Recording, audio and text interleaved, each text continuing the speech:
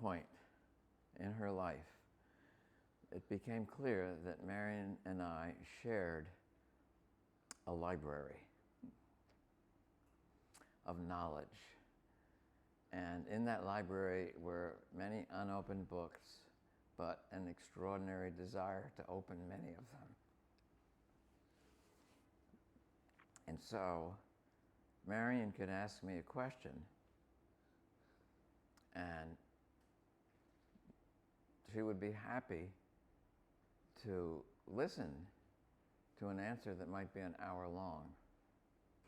Anna, on the other hand, after 30 seconds would say, "Come on, Dad, what's the point?" It's very different. From a very young age, she was willing to listen? Very young age, yeah.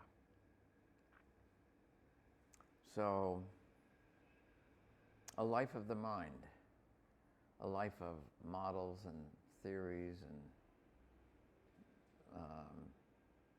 stories of others. I'm so glad that when I was growing up, you would take us to the bookstore so that I could get all of the Star Wars and Nancy Drew books that I wanted. And here I am doing all of the reading.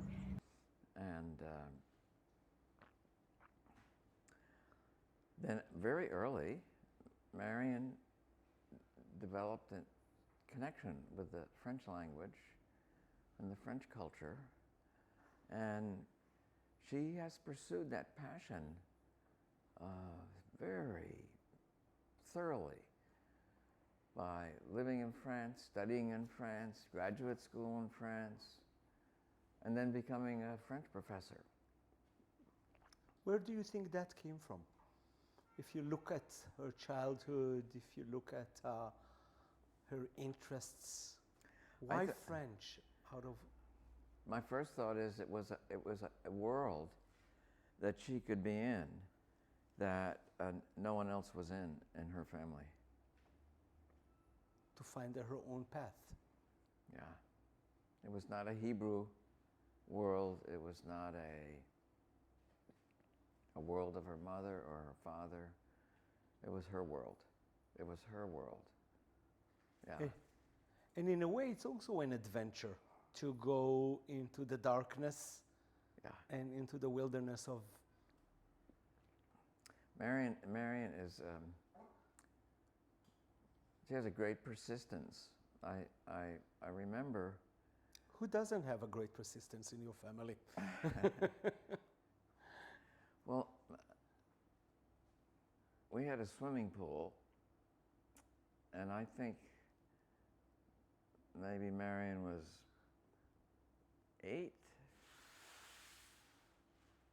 years old. Maybe 7, and we were learning to dive into the water backwards, and that was hard for Marion. And she she would dive backwards and go, which was very painful.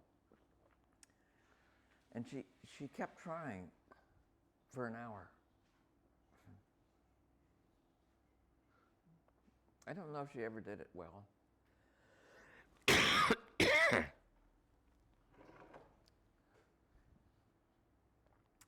So persistent and kind of a life of the mind.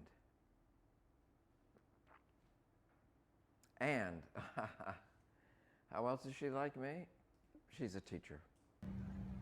I want to read everything all the time. And then I want to make other people read the things that I've read so they can learn things. Engaging teacher who her students love. She knows how to translate so that the students can connect. And that's been my work. Nowadays we call it a guide, but a guide is maybe a special form of teaching.